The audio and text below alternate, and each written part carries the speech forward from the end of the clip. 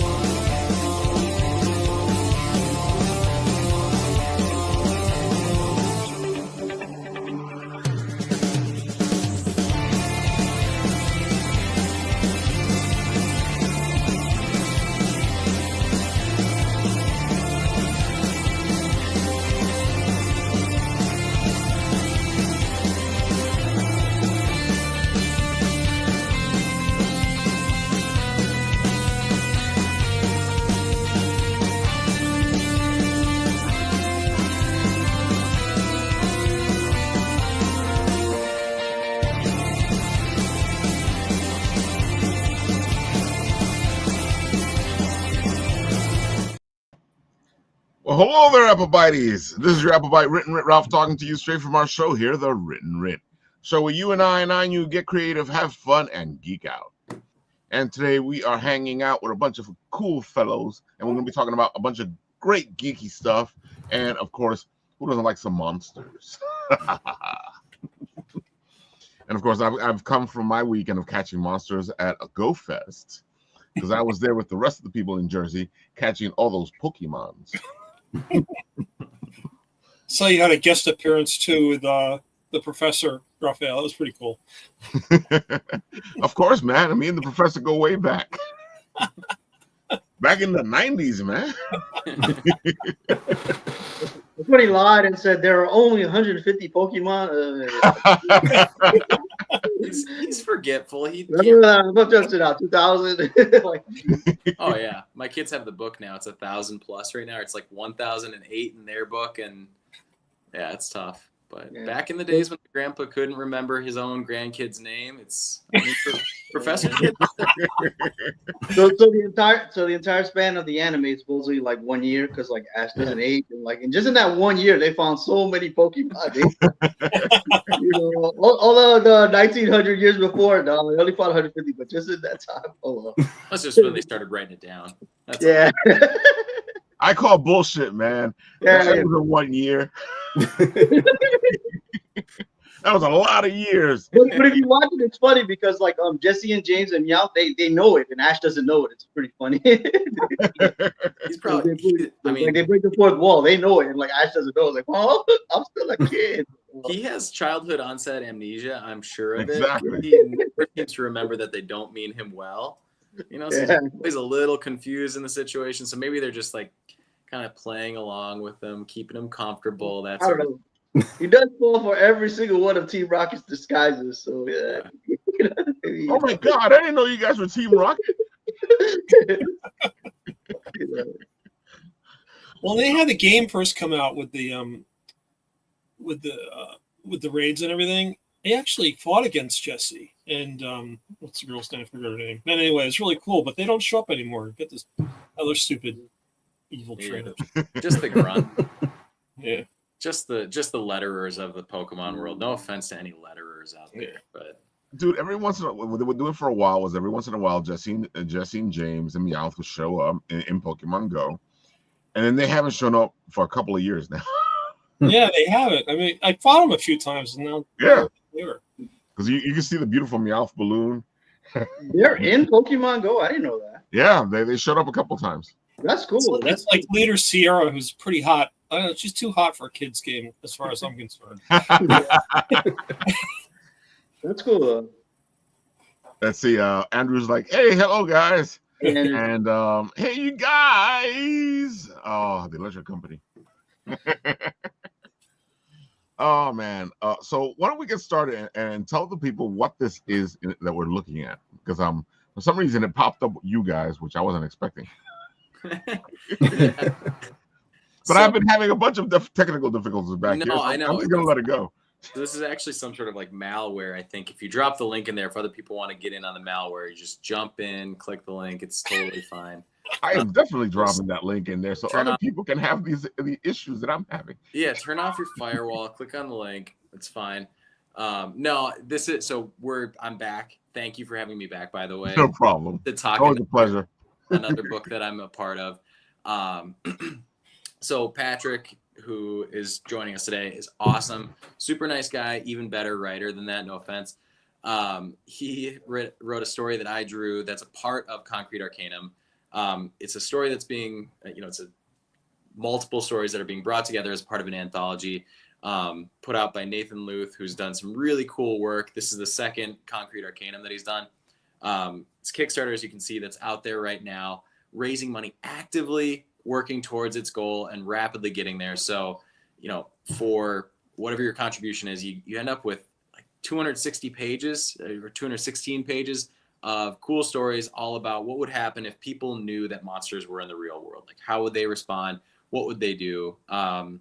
Cool thing is, when you take a look inside the book, and maybe we can look in this a little bit later, you get a bunch of variety. So some of it's kind of on that horrifying side of things. Some of it's a little bit more fantastical. There's even some stories about like parenthood and, a werewolf having a child and what kind of lessons do they try to impart. And so it runs that kind of emotional range from sweet and sincere to terrifying and a little bit nauseating. It's really cool stuff. And so we're here kind of chatting about the art, chatting about the work that's on here. And like I said, if you're interested, take a look at it. And if you're interested in any of the work that the folks that are part of it have done, their link should all be included as well. So there's some really cool stuff in there that I think we're super excited to chat about.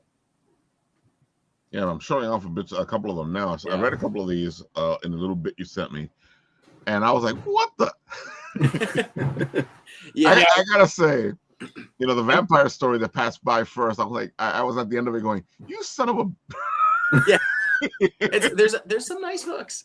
The cool thing too is, the writing in it is really strong too. Sometimes you end up with an anthology that comes together because the art is really good, or sometimes you get one that's like, yeah, we've got some really solid writers, solid stories, and then the artists are at different stages of their development. But everybody who showed up here has done a really nice job committing to telling some cool and interesting stories, and that's been really exciting. The first one you showed up top is Nathan's story, written, illustrated by him.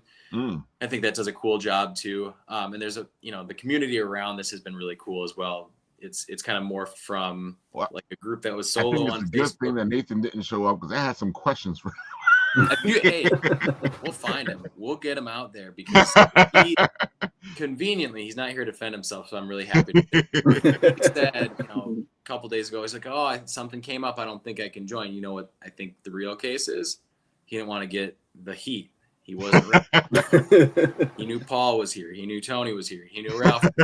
He doesn't want the heat, so throw it his way. Well, and that was the good thing, Jack, because it was a pleasant surprise when we found out, because we didn't know this at the time, but he's local in the same area we are, which we were, we were like, how have we never crossed paths before, But then we came together with this, so it's kind of interesting. And so now I know that he's near enough that we could go confront him if anything goes shady. I got some bones to pick with you. Yeah. No, we've been kind of, because Patrick and I have a few stories that have been out as a part of a bunch of different anthologies here and there. Patrick's got a book too that's out that I am friendship bound to let him plug at the point, because it's a really cool story, cool fantasy book. But we've got books. I've got stacks of anthologies, comps, and things like that we try to shop around to local comic shops. And that's the cool thing, is being able to build that community, find folks that are local. Like, he's within a tank of gas from me, so if he has any issue with things I've said, he's going to hear from me tomorrow. I have that to say, for an anthology, everything seems to flow together nicely. So yeah, it's really cool. Yeah, sometimes when I look at anthologies or art books, and when there's really drastic changes, it'll just give me a headache, or just turn me off sometimes. But everything seems to flow very well together. So. Yeah, and I think that's cool. Part of that's a function of the process too, right? You get enough people committed to a timeline, you're like, hey, we want to have roughs in to take a look at this point. We want to have scripts in at a certain point to take a look. that gives people a chance to see what other people are doing, and there's that sort of community of like, you know what, we're not just doing this to get our story into a book, we're doing it because we're all committed towards making an interesting, good-looking story. And speaking of good-looking stories, I don't know which one you've got highlighted up on screen, but just look at the I gotta say, yeah. Messed up, man. That is messed up. You stopped on Patrick and my story here. It's a cool one. No, it's a really nice custom, nice blending too. Very nice. Yeah. Thank you. Yeah, I try to go for a really tangible feel. I work all digital at this point, and that's just a function of convenience, like the ability to tap back on the screen and undo something compared to inking traditionally, which is more comfortable for me.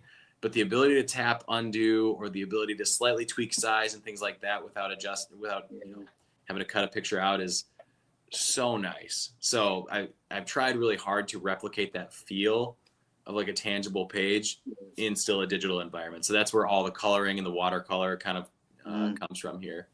Remember the old days when we had the master marker and then they had a master blender marker? Oh yeah. And when you had not fun, great when you pull it up, but not like fun, you know. Or when you had to sit with the Ames lettering guide and remember, are you doing a 3.5 and what's the font size that I'm doing? Yeah.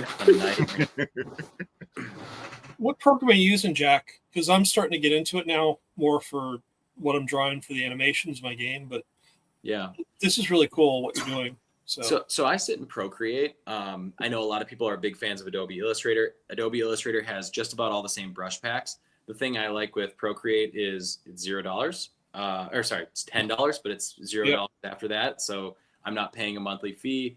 I don't really have a ton of concerns about AI or anything like that coming to scrape my data or, involuntarily signing over all the rights to my work. And Procreate is a really lightweight program. So, on an iPad Pro that's a couple years old, still runs totally fine. There's no problems with that. Where sometimes as Adobe continuously updates things, you're sort of stuck into that ecosystem. It's a great program, but it's got limitations. Yeah, I started using Procreate on my iPad. I'm pretty happy with it. It's really, in terms of flexibility and what you're able to do with it, it's pretty cool. So I'm just starting to delve into it, which is nice. So I really, thanks for that. Appreciate it. Yeah, and I do my lettering and balloons in there too, which is probably the least appropriate use of it ever. But I like that feeling of like a hand-drawn balloon around things. It feels kind of consistent. And if you can't tell, I did watch like a lot of Dr. Katz on Late Night Comedy Central back in the day. That kind of squiggle vision line still has a lot of appeal to me. I gotta say though, it's beautiful. It's really well done. It's a good story. It doesn't go where you think it's gonna go. Yeah, it surprises you from the get-go. So yeah, this is and it's a hallmark of Patrick's writing too, which I can let him speak to that. But I love the way Patrick writes. He and I have worked together on a lot of stories in the past, and we've known each other since college, all that good stuff, right? But I like his willingness to get into almost like tropey what is expected to happen and almost what you expect to happen out of a narrative where like there's a big monster on the next page and he is lording over people, and where it ends up is not where you think a typical hero's arc goes. So it was really satisfying to be able to draw that and bring it to a conclusion. That's always when you subvert expectations, when you're like, oh, you go along, oh, this is gonna happen, and then that's the thing. Like jumping into kind of just like how anthologies are written when you have the limitation is not exactly the right word, but just kind of the structure of where your story's gonna fit in terms of the anthology. So it's like you've got 6 or 8 or 10 pages, whatever it is. You can either do like that expected kind of story structure goes from A to B to C and then we're done, or you can just do what I kind of see as almost like a slice of what could be a much bigger story, but in a way that can contain it into more interesting events that'll happen. Because you could look at the story rewrote as maybe one part of a much bigger story or just a self-contained little vignette, but it works both ways. Like as you said, it's not a traditional, you think it's going to wrap up the way you're reading it and you think, oh, I know where this is going, but then never mind. Because I don't like to be, I don't really like to feel that I need to like kind of do a catharsis like a long form story would have for something as short form as this. I gotta say, I'm gonna ask you a question once we're off the air because I don't want to spoil it for anybody. Okay. So that's gonna wait till later. But Sure. I went through Just this. between us, don't worry, nobody's watching. I went through the story, and I was like, Mouse. That's "Oh, okay." yeah, all those Marvel and yeah, all those classic Disney cameos. Those are totally licensed. So we're We were even talking about those. oh no! Oh, sorry. We'll take that one off air. That's fine. Yeah. Yep. I gotta say, as a writer, it's always funny to me how you get the reaction from people. Have you had somebody read this and you didn't get the reaction you thought you were gonna get? Or have they given you the reaction you thought you were gonna get? It's funny because it's sort of like that marriage between the actual story and the art. Was because one of the big things that Jack and I were talking about as it was going through is because the story was there, the script was there, but it's the art details that went into it that kind of come out as the most memorable part. And there's a part towards the end of the story where things really kick in that basically was essentially sort of a trigger for my wife because it kicked into one of her phobias visually. I'll say. So it was one of those things where people can react to the story, which I really like. As a writer, I love when people have that. But at the same time, when your story gets paired with art, that makes it so much more effective. That's what I'm really looking for. And I think that's what Jack and I kind of do because we're so in tune and, we kind of just have constant back and forth whenever we're working on something like this, that things get developed constantly throughout the process rather than here's the script, then the art, and then A plus B equals C kind of a thing. What part was triggering? I really need to know that. I'm gonna. Say what I'm saying. How you got? I texted you about it. I'll just say it was the holes. Oh, there's a lot of. Yeah, there's a little trypophobia in there as well. That's the word. Yep. Yeah, I don't like that so much. I'm gonna try to drop it in the chat here because I think it's there's some cool stuff that goes on here. I want to make sure that we get a chance to show some of the kind of horrifying monster of it all. I really enjoy Lovecraftian horror and things like that just as much as everybody currently does. The tough thing is to do it in a way that kind of calls on what you expect. Like, how do you make the reference without it feeling like just a total ripoff of everything you've seen before? And so, again, not to give away too much of the premise here, but people have been in these skyscrapers where they're like a nicely appointed corporate setting, and part of their corporate art and decor is some little sealed away piece of organic world art that's just like, oh, look at this part of the coral reef that we stole from its natural habitat, and it's just a part of the building now. And you're like, I don't know about that's ethical. Imagine if you took that and replace it with like a sentient squid, like just a giant monstrous squid. When nature attacks, I love it. Yes, that's all right. I gotta say, folks, you're looking at the art right now, and the other part of this is that you don't see what's coming because the art doesn't tell you what's coming. Because right now you're looking at this going, oh, this looks like really happy, and oh, look at these colors, and no, it's a lie, folks. It's a lie. Yeah, we had a lot of discussions about the coloring, which I think is one of the most interesting and effective parts of the art. Oh, definitely. Just because, you look at it, the colors and the use of shading and tone, sometimes it matches what's coming, and sometimes it is almost clashing with it, but in a way that serves the story. Yeah, that's what I really like. Oh, definitely. I completely agree with you. You're going through the story, you're like, okay. And it kind of jars you too, because you're looking at what you're looking at right now, and then in the next page that we're not showing, where you can't see it, you get a whole beautiful reveal. Yeah, you should have it in the chat now too, just to see if you want to pull that up. Yeah, there are others that I can pull up too that I think are interesting. Again, not want to give away too much of it, but just a fun monster to throw out there. Let's see where he's at if he comes up here in a second. But yeah, I mean that's the cool thing too, is right. We have a story that's a let's call it a malevolent presence that is sort of a stand-in and a counterpart to the world that beckons you back into the office after things go quiet in the world. So I don't know if that feels relevant at all, resonates with anybody, but that's there, right? And then you have some stories. I'll have to pull up his name, but it's in the Kickstarter page as well that are super toned down in terms of the kind of softness of the detail. They're much more like traditional looking, and they have this rhythm to them. So if you can scroll up a little bit on that Kickstarter page, that I'll tell you when we get there. Okay. I was trying to get in, but it was like, oh, send a request. I'm like, send a request. God, did I? All right, fine. I'm gonna. You know what? I'm mad now. Now I'm angry. Well, the good thing is, if you want to share it from your computer, you can do that. All you have to do is use the present button on the bottom. Oh yeah. Let's do that. Makes life so much easier. No. All right, where was it? Okay, I was going backwards. Yeah, you're good. Yeah, there's one story in here that's a little close to life. Yeah. It was talking about the DMV because I know there's monsters there already, so I'm getting a little. How long have you been sitting on that, Paul? Since he saw it. So good. Let's see here. There you go. There it is, right there, Ralph. The DMV. See, that's the monster. We just we already know who the monster is. Yeah. Well, and I love that. So this is the other one that I was talking about too.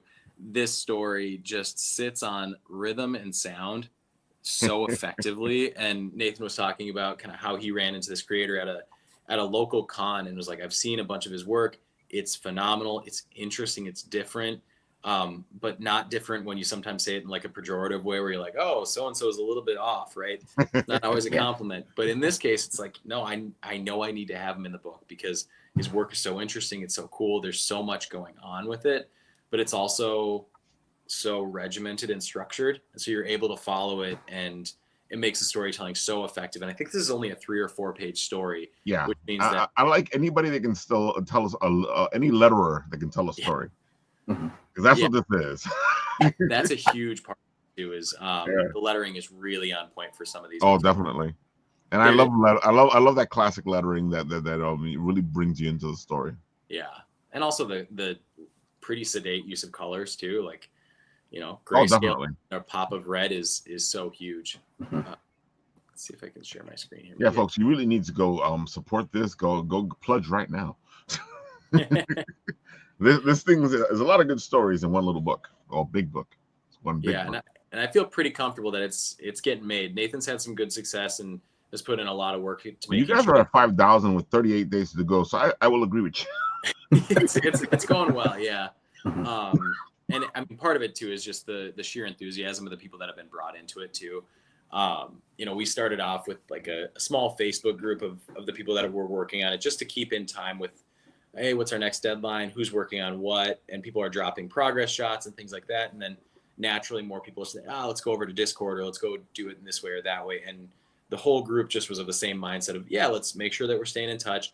And then I think a really smart call too, Nathan said, hey, even if you're just producing letters for one story, or if you're contributing art for a story, treat this like it's your own project and try to make sure that you get it out to as big of an audience as possible, which is, I mean, 1, I like talking to you, but 2, this is why I reached out too, right? This is a chance to tap. But we already see, folks. We smart. We set this up a while ago. Yeah, right. Reached out. You got to get on the calendar, man. That's exactly. And I really appreciate that, because some people they wait to the last minute. How is that helpful?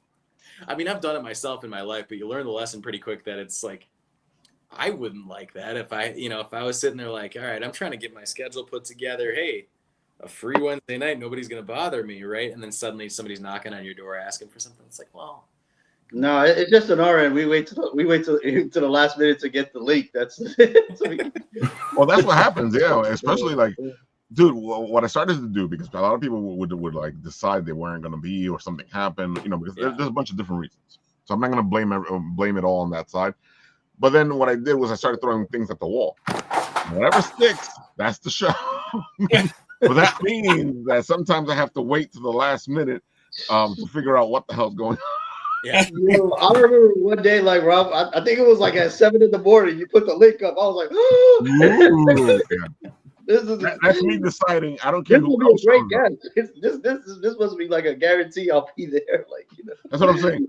When that happens, that's me going, I don't care who else shows up. This is who's showing up. Oh, I was like, what Inspired did me you do? sometimes though, because then somebody doesn't show up. I was like, dang, what did you do, Ruff? Did you wake up, hit the alarm, and set the link at the same time? Like, jeez. He's efficient. He's just getting his work done. Exactly. I would rather have it that way. I would rather have my because the promo stuff is important. You gotta have time to Photoshop that together.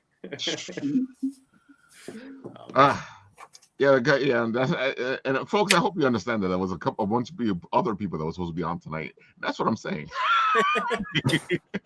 Yeah. No, all right, but we're happy with who we got because we got a good show going on. Right? Yeah. You know what? It's fine. I'm feeling a little insulted now, Raphael. I'm not sure if I'm cutting the mustard or not anymore. Dude, you're on the show consistently, so. We can't. Yeah, you can't. I mean, you just keep getting the StreamYard link. I think he forgets that you're on the BCC at all times. Like, it's funny. So Leslie was on the Wednesday show last week. She's in the Monday intro, and I'm usually in the Monday. I'm usually on Mondays, but I'm not in the Monday intro. I'm in this intro, so I don't know. You should count your blessings. You got in the intro. The little in memoriam thing here at the top. You seem perfectly lively, but you know what I mean. But we just got in the promo. It's fine. Oh man. So I gotta say, I guess what we should do is go to the videotape and show off because there's a video up here. Yeah. So let's see what we have up here. There we go. So there's the video. Let's go to the videotape, folks. Let's see what happens.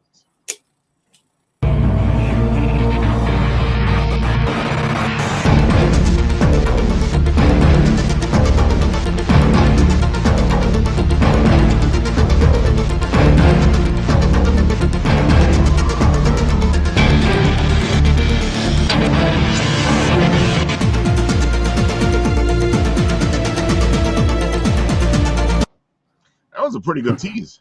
Cool. Yeah, that's all Nathan too. He put together a solid reel covering kind of the basic premise. I think we talked about that a little bit, but also highlighting some of those pages that have come out so far.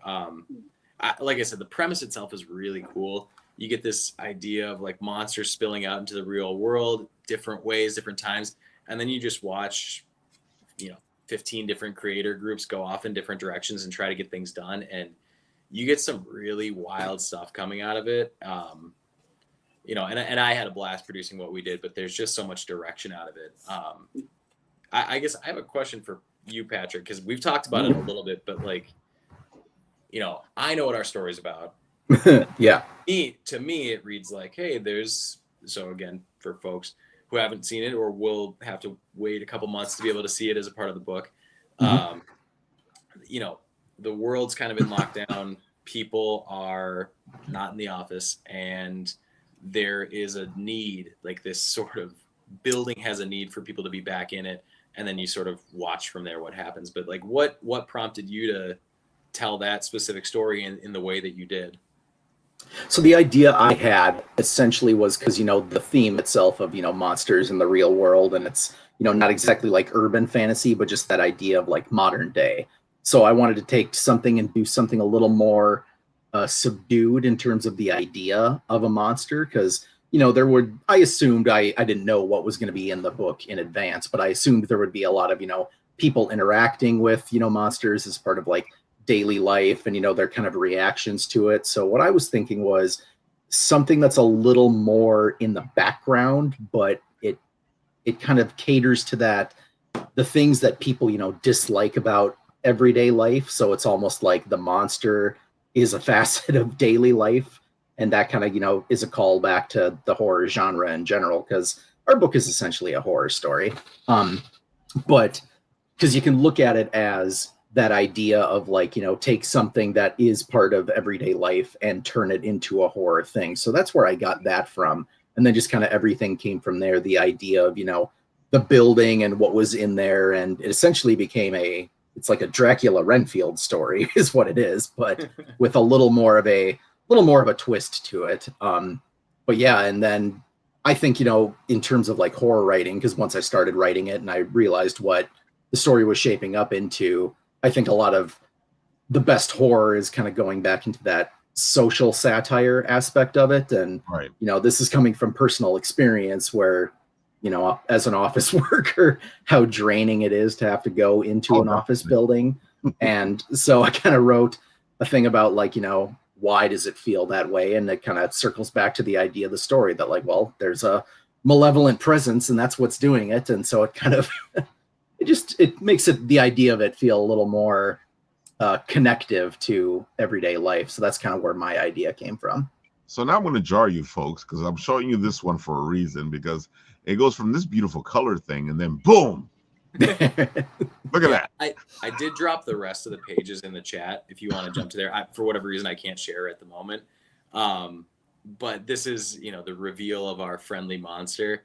And there's some kind of digital only things that I'm doing in panel 3 and panel 4 to really get the effect. Like Patrick wrote in there that this is like a sort of psychic pressure that's happening. And I think that's such a cool thing, but there's only so many times that you can draw radiating lines coming off of Professor X's head. The sports starting to feel a little bit boring. So I was like, how do I represent that on the page? So Patrick always does a good job of giving me things that are fun to draw and giving me things that he doesn't know how to draw, but he can say, like, which is everything. Yeah, you can just, I don't know, you know how to do that. Like draw a monster sort of attacking him from a distance, and it's like, all right, cool, I can figure that out. But I like it. It's scary, but it's also adorable. He's adorable. He's sort of dopey. He's a little bit just hanging out. I mean, we've talked about this before, but that's kind of where my style lately has lived, is like a mix of like I enjoy old school cartoons. I enjoy just about anything because I think there's something about how people choose to represent reality and non-reality, however that is, in a graphic way, that I think is just interesting to see people's different approaches. And just naturally, when I do pen work, it tends to lean towards a more cartoony style. But that doesn't mean that I, you know, can't or won't try to represent something that is, you know, if you encounter that in real life, that's pretty truly horrific. Yeah, and a little tentacle squeaking out of the eye, that feels pretty viscerally painful for me. So but those things are kind of fun to draw in there, those little details. I only have one comment. I really hope this Kickstarter makes its goal because I want to get this book. Yeah, I got to tell you, folks, I'm back here like looking at the other stuff, going, maybe we shouldn't show that. Well, so I will say that's actually a good chance for me to mention. This is a book that's PG-13, so if anybody's got any squeamishness or anything like that, totally understand and respect that. I've read through the stories. There's nothing like that. You know, I've been a part of books that are a little more graphic, or, you know, the book I was chatting about right last time, there's some stuff that's quite a bit more graphic. And this one, the line we're towing is like a little bit, it can be squeamish and uncomfortable, but not to the point where somebody would be, you know, ashamed to have it on their bookshelf, or they'd have to, you know, like, oh no, folks, believe me, I don't want to not show. I'm trying not to show it because I don't want to spoil it for you folks. That's why I don't want to show it, because I'm looking at this going, if I show that, that's going to kind of spoil. Right. Yeah. That's No, that's a good point. There's a couple of pages throughout that story that I drew where a lot of freedom to add different kinds of coloration. So, you know, adding in more of a sickly tone on some pages. Oh, and definitely. Pulling back to a more, you know, give us like really hyper saturated colors. It's just been an absolute pleasure to draw that story. I gotta say that last page kind of like it's that balance of what you're talking about right now, because it goes back to that beginning kind of like, hey, everything's okay. Yeah, not so bad. It kind of comes full circle. And that's kind of where the idea of the monster came for me in the first place, because like I'm really unnerved by things that are like in water. Like, you know, if you ever look up videos that are like submechanophobia or like thalassophobia kind of things. So like just the idea of like something that's in like a giant water tank at all times, I find that unnerving on its own. But then at the same time, it's like, well, this is something that's basically in an office lobby, is like Art Deco. So it's got kind of a visual appeal, but at the same time, it's visually unnerving, which I think Jack captured really well. It's like I can show you that one. Hold on. Yeah. That's another thing, that sickly color is just, if you're thinking about, do I want to go work anywhere today, even if it's not, a horrible time to be around, do I want to go into work today? That's kind of the way you might feel pretty typically, is sort of sickly green and yellows. And I intentionally did some more flat shots interspersed with these couple Dutch angles for panels 3 and 5 to try and give it that sense of like, yep, this is routine, but it is still uneasy. So there's a lot of thought that goes into the way that these are laid out. Whether that's effective, I don't know. But it's fun to draw in that way. Yeah, folks, I'm telling you, like, look at this thing. It's just sitting there in the lobby. And I also you're like, what? I wanted it to feel like you might not even notice that it's this horrifying monster. Like from this shot, if you kind of look past it quickly, you'd be like, yeah, of course, every building's got that giant floating glass. Well, you're right though. This just looks like some art that's in some building. You wouldn't think you wouldn't have a second thought about it. And you did a good job at relaying that, even though, like, as a comic people and monster people, you're sitting there going, "That's the monster, right?" No, I'm pretty sure the monster is the stairs. I've tripped on a lot. Oh well, yeah, I have some friends that would be like that. It's the whole thing. It's the stairs. It's the whole structure. Yeah, no, I don't know how many shots I have of the full building. Probably not a ton, but I feel like the whole building itself might be threatening in its own way. But we know where the monster is. He's getting a good soak in. Yeah, for me, it's always the coffee machine. It's always like, what? Hot water? Could you give me hot water? Like, no, they're going to give you a very poor lukewarm coffee. And right. You ever go into the office and somebody like picks on you for bringing in coffee from somewhere else, and you're like, I don't like, the stuff in here is not good, and I'm gonna have to drink for the rest of the day, so I gotta bring in something from a real coffee shop. Yeah, that might literally just be me, but it's a struggle. Yeah, I bring my own coffee from home too. Like I just do that also. Yeah. It's one of the few things you can bring from home that will give you comfort that people won't be concerned about. They're like, bringing a lot of like comfort comics here, and it's like, yeah, these are my emotional support, trades. It's fine. It's what I do. Yeah, folks, you should get this just to see what I'm looking at back here. Well, I mean, there's some good teases up too on the site. I got to pick out some of the favorites that I've got there too. I have not only the advanced reader and the promo, but just to taunt people further, I got the whole thing. I can see all those stories that are sitting in there. And there's some really cool stuff that's kind of sitting just behind that paywall and just behind a couple months of printing. Again, from like stories that are about a first date that proceeds, right? It's a very interesting first date. Yeah, it's the first date that goes in a direction. To a story about, like a very loving werewolf who is giving birth to her child and is kind of imparting wisdom along the way, to stories about death and spirits and horrible things that could happen to people all throughout. And the cool thing is, when we think about monsters, like when I think about monsters, it's like, let's talk about cryptids and Mike Mignola and all the things that I would normally gravitate to, but being exposed to how other people think about them too is just such a cool experience. And that's one of the nice things about finding this kind of community is like, yeah, it's not just the same thing, but everybody has an appreciation for all the different facets of it. Yeah. And just some of the art styles too. I mean, as you're scrolling through these, you can just see it. There's so much variety in what's going on the page. And even sometimes within the same story, you're getting different styles of rendering, different line work, different, also different influences are so clear too throughout. That's one of the things that I was really excited about when I started reading through these, is just because there's so many different like stratas of the idea of monster, because you've got, your like mythology monsters, and then you've got, like the universal monsters, your Dracula, Frankenstein type ones. And then, you go deeper to like cryptids, and then just the idea of monsters as a whole. So like, there's no just like one set of stories in here. Like everything is going in so many directions. Like everything you read is just refreshing whenever you go from one story to the next, because it's always something new, something different, and it's always attention grabbing. Yeah, I always love when people just tap into the fun of monsters. There's a lot of like, not to name things, but there's a lot of people who like they treat this stuff like they don't believe in it, or like, or you know, even we none of us believe in it, but at least going to the fun. Their treatment of the whole thing is like, well, ghosts are really like bad memories or bad. Yeah, they try to explain And it. you can tell that. You can tell like when you're watching it that, oh, come on, like they're hitting me over the head. We're like, oh, this stuff is fake anyway. Like it takes the fun out of it. There's a lot of stuff like that. Like well, people apologize for like we know it's most likely fake, but you know, as we want. I mean, just me. I want to indulge in the fun. Yeah, there's vampires. Yeah, there's werewolves. Yeah, that's just me.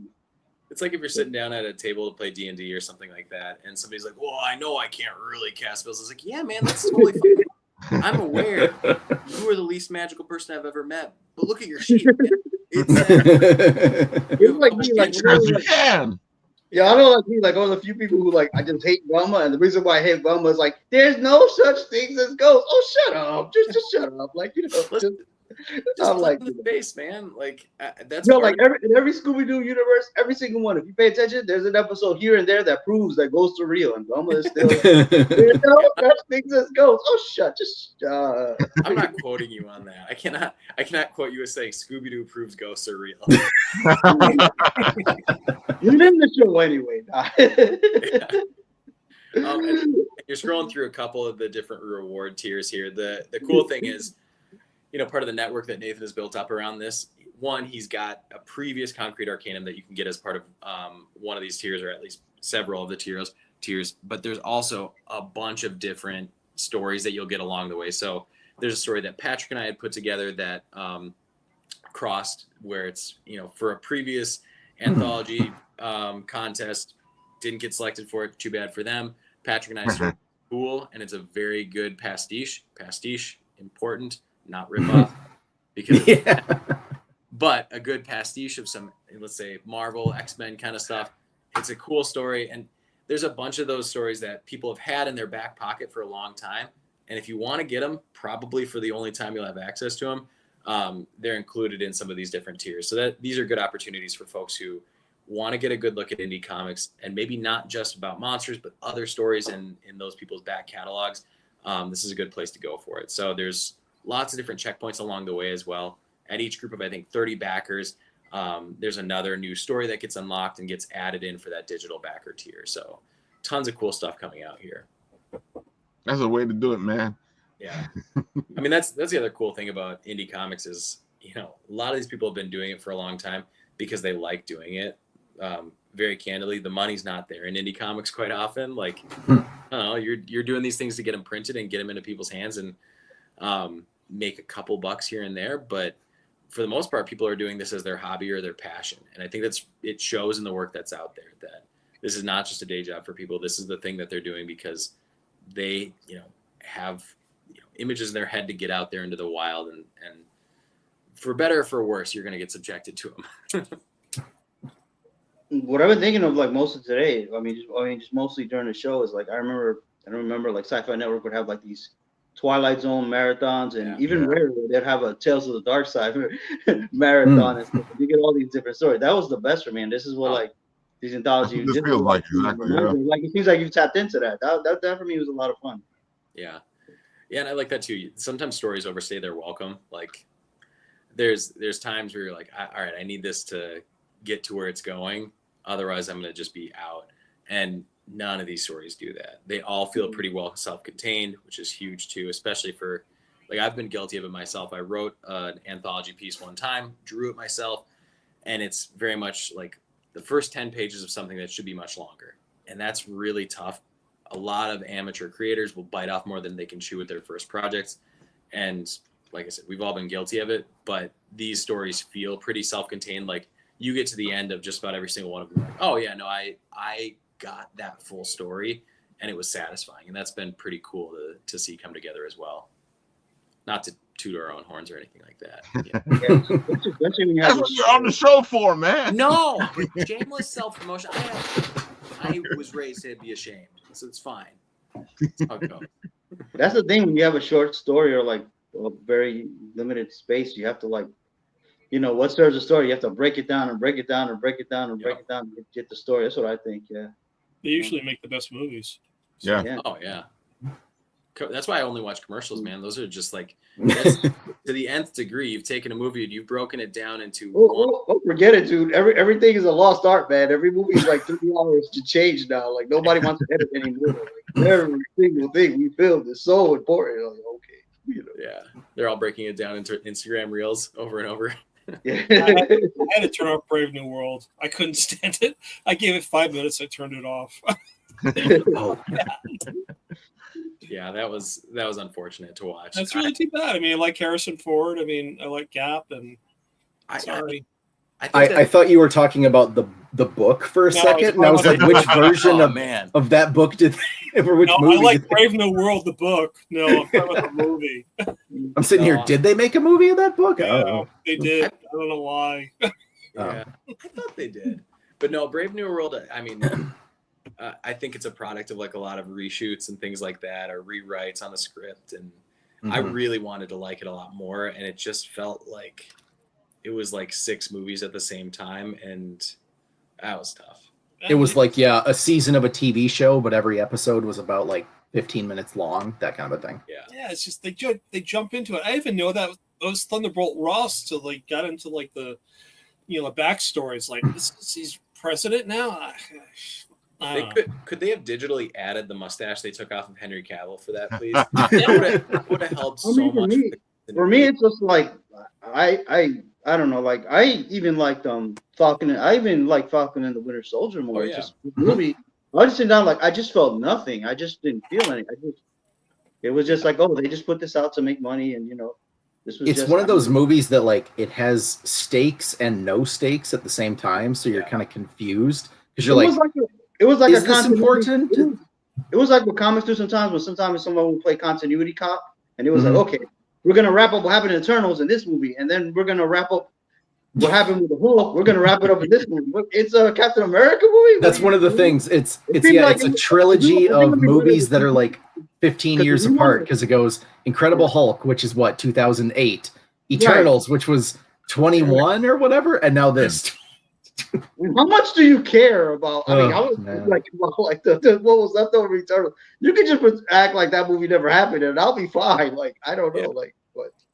But I mean, I love Anthony Mackie. Like that guy. The only actors are great. I think I like the character. Yeah. Yeah. Well, no, I mean, just him as an actor. He's been on it's dumb, fun, but like the Twisted Metal series is actually pretty solid. And Anthony Mackie is like magnetic on that show, and he's done a lot of late night interviews where he's just like goofy and clearly has fun with the character. My problem is they tried to like can that and write for it. It's like, no, you kind of need to let the actors breathe when they're on the screen. I say this having directed 0 movies and 0 big budget movies, and my box office returns are 0. That said, box office costs are also 0, so turning a profit soon. But it was a challenging movie to watch for those kind of pacing and personality reasons. It's funny because I feel like Ryan Reynolds has proved something, but I feel like Big Hollywood is like, they didn't prove shit. Yeah. It's still my way. Yeah, that's a long movie too, but the whole thing is fun. Like it doesn't. If for me that went by like it's over already. You know, it's a blast. It's a fun movie. You're laughing all the way. Oh yeah. Yeah. So.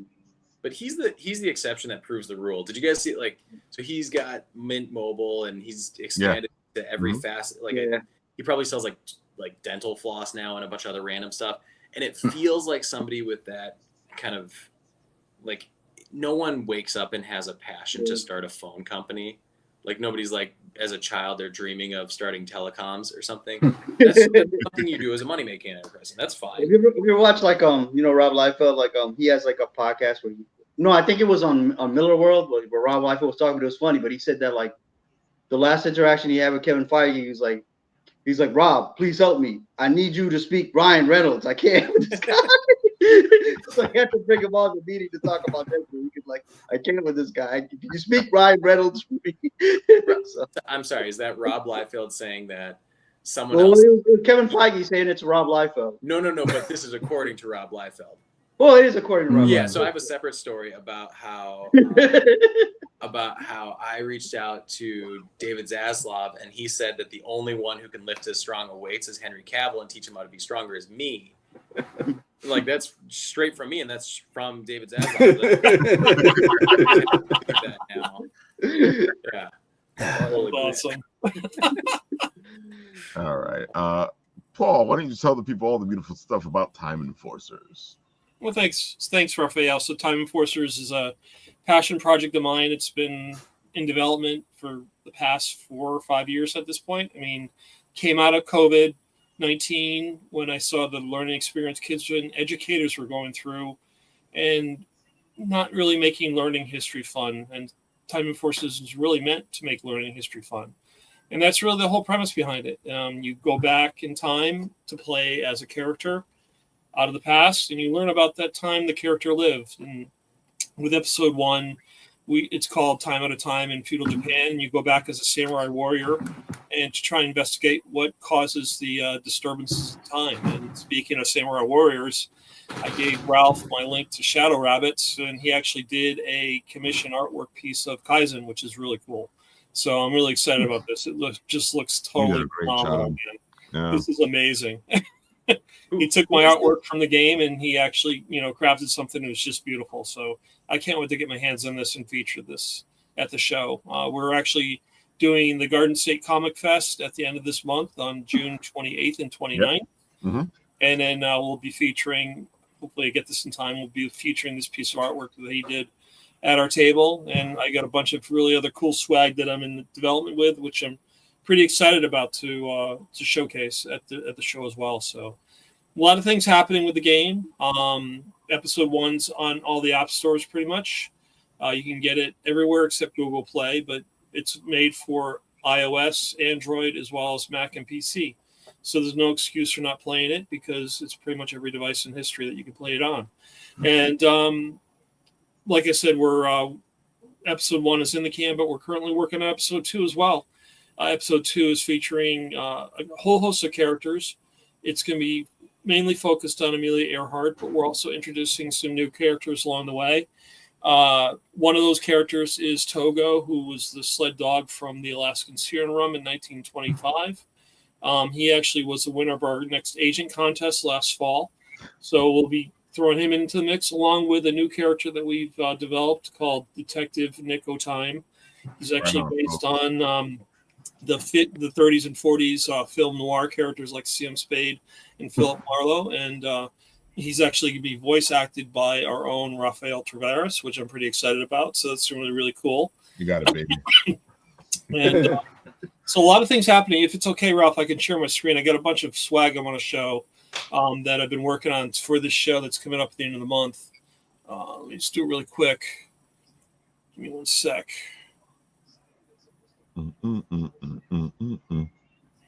Yeah, tell me about it.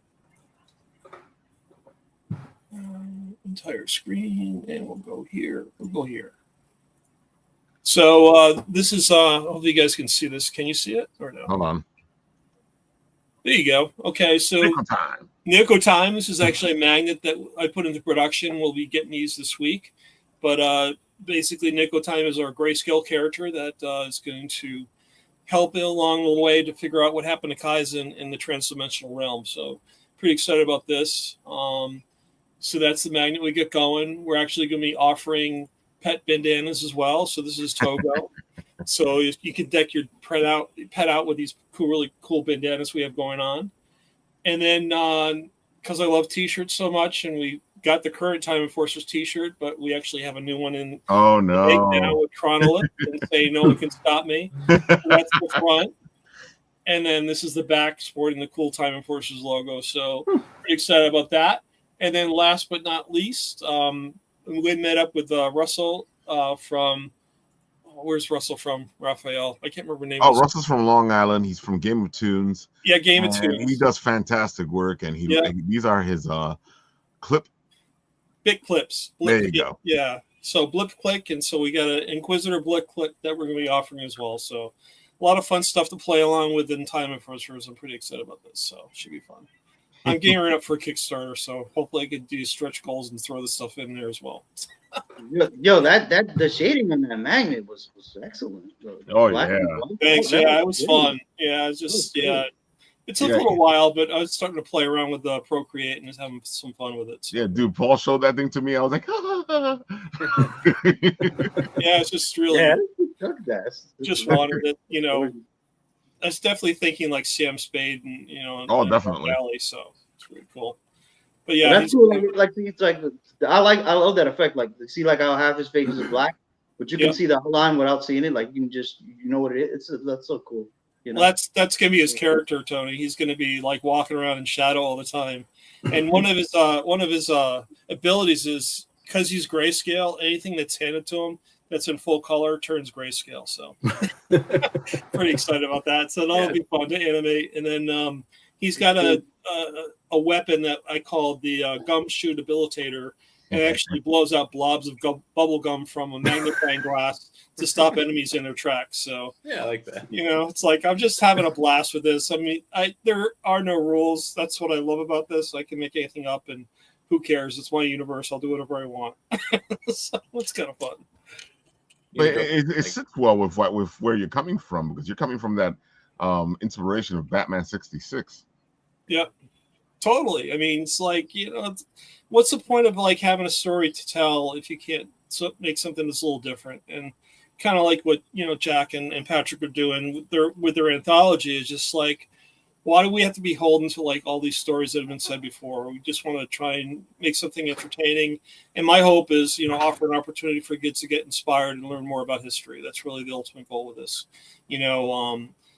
Whenever I pull these games together, I always cite all the references that I used. I'm not a historian, so I'm researching all this stuff on my own, but I want to make sure that people, if they're interested in looking it up their own, they can go to it and find where I found the sources to get to it. So that's really important to me, and it's what I hope becomes important to the players of this game ultimately, which is really the goal. So anyway, so how are we going? So yeah, Garden State Comic Fest on the 28th and 29th, we'll be exhibiting there at our booth.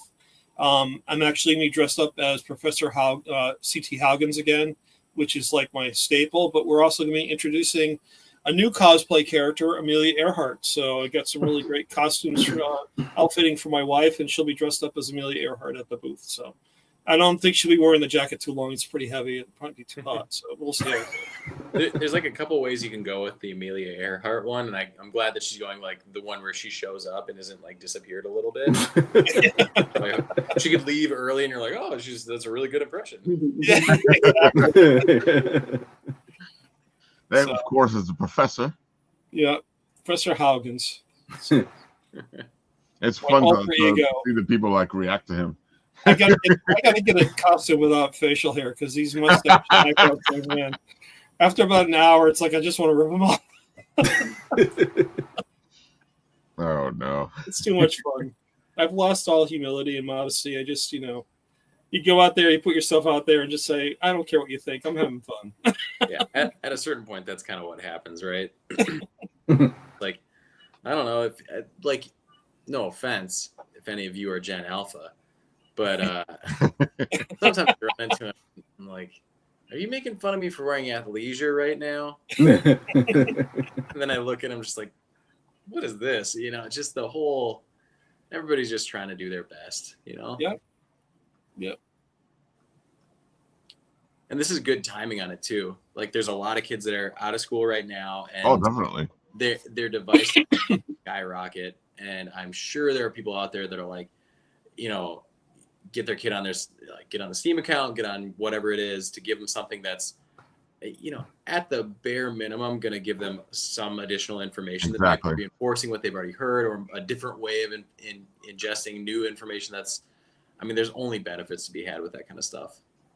Yeah, it's less than a cup of coffee, and it's at least an hour of gameplay. It's like I'll spend $60 on Modern Warfare and play it for 2 weeks, and then I'm done. The way I look at this is really meant to be, something that kids can get into, and it's got an interactive table of contents. So if you don't want to sit for the whole hour, you can play 10 minutes and then come back to the game later and start where you left off. So really put a lot of thought in terms of what episode 1 is, in terms of what it does, and make it accessible to the player as well as not so frustrating where they got to sit through the whole episode at one sitting, which they don't have to. So it's that's what makes the digital comic aspect kind of cool. So I'm pretty excited about that. So yeah, folks, Game of Tunes does these beautiful blip chips. I have my own for my teddy bear superhero, but he even made a freaking theme song for it.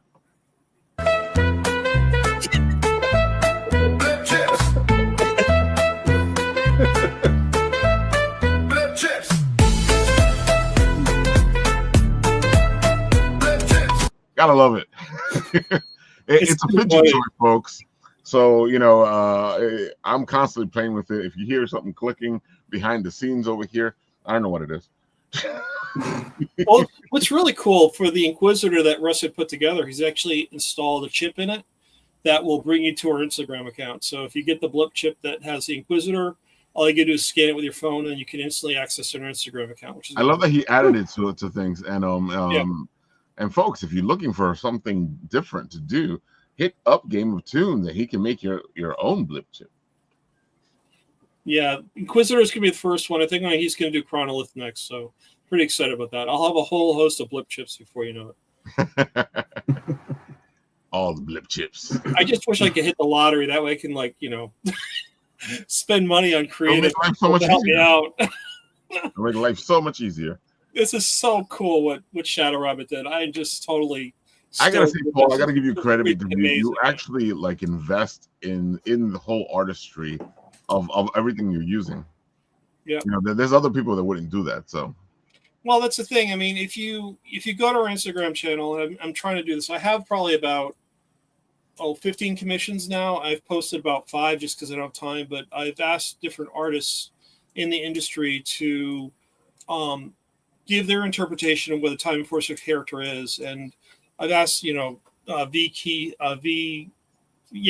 Marion and Keith Williams as big names, but I've also got a lot of indie artists that are doing these commissions for me, and it's just really, really cool that,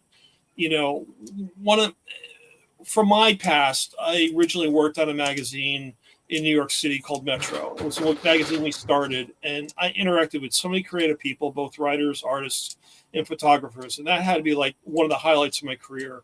And what I'm finding with Time Enforcers is, one, coming on this show, meeting all these creative types every week, which I find phenomenal. And this is harkening back to the days of Metro now, where I want to give artists an opportunity to showcase their stuff, and why not just draw one of my characters and I'll throw you my social media channel, and you might get a few thousand views of people who've never seen your work before. So I'm finding this to be a great opportunity to meet creative types and hopefully share their work along with what I'm doing, which is really cool to me. So I'm really having a great time with that. Yeah, it's if you look at Fernando Ruiz, he actually did Chronolith, which is really cool. And he works at the Joe Kubert school here in Madison. So this is actually free comic book day. He actually did the sketch, gratis for me, which is awesome. So just really phenomenal. I just love it. Man, look how sinister he looks. Yeah, it's so cool. I mean, I've gotten some really even more evil looking Chronoliths done. I just got to get them up. I don't have the time to post these things. It's I'm just getting enough sleep as it is. So it's a life of a content creator, man, because you're constantly creating stuff. Yep. Just so freaking cool. So, Jack, I may tap you. Just be forewarned, man. No, I'm all for it. So you put that picture of the samurai up, and I'm trying to scroll through because I do a lot of miniature painting as well. And if I can find cool. I'll be very candid here. They're pretty good. They're pretty No, and Patrick's seen them. I've done some for Marvel stuff, and they're cool. But if I'm trying to find a non-licensed good samurai that could be customized, kit bash put together, because to be able to do that in a way that's consistent with your style, but also with the stories that are being told, I think that's such a cool opportunity. So please reach out. Yeah, definitely. I'll be tapping you. Don't worry. I'll sing along the artwork and whenever you have time. I know everyone's busy, so it's whatever you can do. This story's done. It's in the book. What am I? All right, guys, why don't you tell the people one more time all about your project and where they can find it and all the good stuff. Yeah. So I've got actually two, and I'm going to force Patrick to mention his other one. So one, Comcrete Arcanum. It's out there on Kickstarter right now. Lovely, great timing. There's a second one that's out there right now too called Prism. It's a story put together by Celeste Snyder. I'll drop it in a chat. You can, promote it later. It doesn't matter. But it is on Kickstarter as well, and it's a separate anthology of kind of like stories to help you feel better during tough times. Can't imagine when that would be relevant. But I wanted to mention that too as well, because it's another community of artists who are doing similar anthology of, stories, interesting art, and things like that. So you can find us over on Kickstarter. Patrick and I have a bunch of other work. If you ever want to find that, check us out on our social media. So I'm a real_JackVT on Blue Sky and on Instagram. Lots of cool stuff there. Super fun to chat with because I'm super cool and really nice. And then I wanted Patrick to mention his book because he actually just finished publishing your first book, and I feel like you have not mentioned that at all. And yeah, let me grab a copy actually real quick. Yes. Ooh, even better. I like it when they bring out the real book. Oh yeah, it's a good book too. So this is. Oh, I had to replug in. Can everybody hear me again? Okay. No. Yes. So this is my debut novel, and I say that it is not the first novel I've written, but that's a very long story that literally involves the mafia, so I won't get into that. This is the first book I've written. It's called The Green Thief, The Land in the Void. It's book one in a series that is coming out. It is a fantasy about a thief who specializes in stealing magical objects, specifically because he knows magic is rooted in another plane of existence that is filled with monsters that are desperate to claw their way into our world, and the way they do that is by corrupting people with magic. So his goal is basically to steal every piece of magic he can find and hoard it away. Naturally, that makes him a lot of enemies, and he gets involved in the politics of the kingdom, even though he doesn't want to, and things get unraveled from there. It's rather lengthy, but if you're a fantasy fan, it's very fun to read. I don't know if Jack has read any of it yet, but most of it's pretty illegible. But well, yeah, it's a good story. I've read earlier drafts of it as well. It's a really it's a fun story, especially if you like fantasy. It's kind of in the genre that you might expect. So it's fantasy adventure with splashes of psychological cosmic horror. So the Son of Saint says, well, if you need a cover artist, I know a guy. Just saying. Son of Saint, of course, is fantastic. Beautiful work he does. He does movie quality poster work to comic cover stuff. Go check out the Son of Saint. That link didn't come through. That was from Walmart, so I found it on the web, Patrick. Oh yeah, Barnes and Noble will have it if you request it.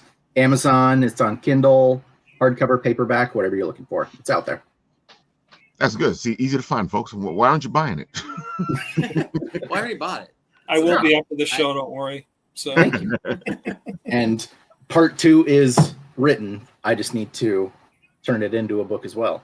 So we're not going to be like Game of Thrones, waiting for the last book, right? No, see, that's the as a Game of Thrones reader, I'm very much in that camp. That's annoyed by that. So it literally there are no Game of Thrones readers anymore. They're Game of Thrones waiters, and that's okay. Yep. Dude, as a writer, it bugs me out because I understand what he's going through, but at the same time, finish the damn book. I mean, gotcha. I wrote this. I started writing this in 2020, so like I understand it. Yeah, completely. In that time, I wrote part 2. I'm writing part 3 right now. It's about 80% done, and I've got the other parts all mapped out. So it's like one of those things where like I'm determined to not fall into that trap. Oh my God. And some things like turn into a book so I can turn it into a cover. See, perfect timing. Oh, folks, go check these guys out. They're a blast. And of course, we're going to have them on the show again because we have fun with them. We'll just have it. I'll just jump on to share my takes, just like the hottest takes I've got. Exactly. Here's the latest geek take Oh, with Jack Van Our Tom. favorite part of the show. Come look on at this in. new Magic the Gathering card I have. We haven't even talked about that. No, I'm literally just don't even worry about it. We're good. Look at that. Folks, on Monday we'll have our pal Rich Davis, and of course his Kickstarter is going on right now, and you guys gotta go get yourself some Angel Hunter. This thing looks beautiful, people, and I'm not even going to talk about it because I'm going to let the video. Yeah, the video's awesome. You share. Dude, that's what I'm about to do. Yeah. Yeah, the video's awesome.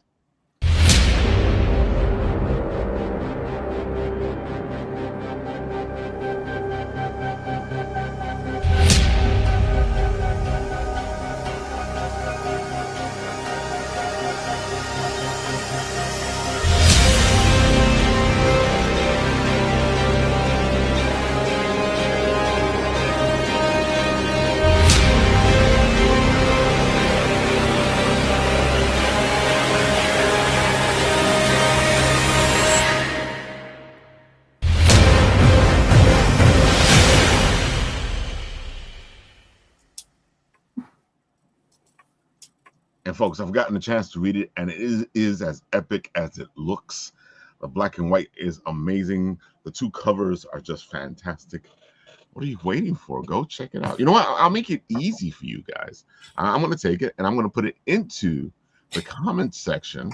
Oh my God, he did it without asking. Exactly. Because I don't want to hear that guy say, I don't know what happened. I want to look for it. I only did that once. I said I was sorry. Every week. Oh, he gets so upset with me every single time. He goes, why do you got to keep making fun of Easy target. Yeah. I'm not laughing. Oh my God! It's like your Jimmy Kimmel. He's your Matt Damon. Like I'm sorry, we have no time for you this week, Matt Damon. All right, folks, that is all the beautiful stuff. Go check it out. On this show, when it ends, I say, I press the button, and where it stops, nobody knows.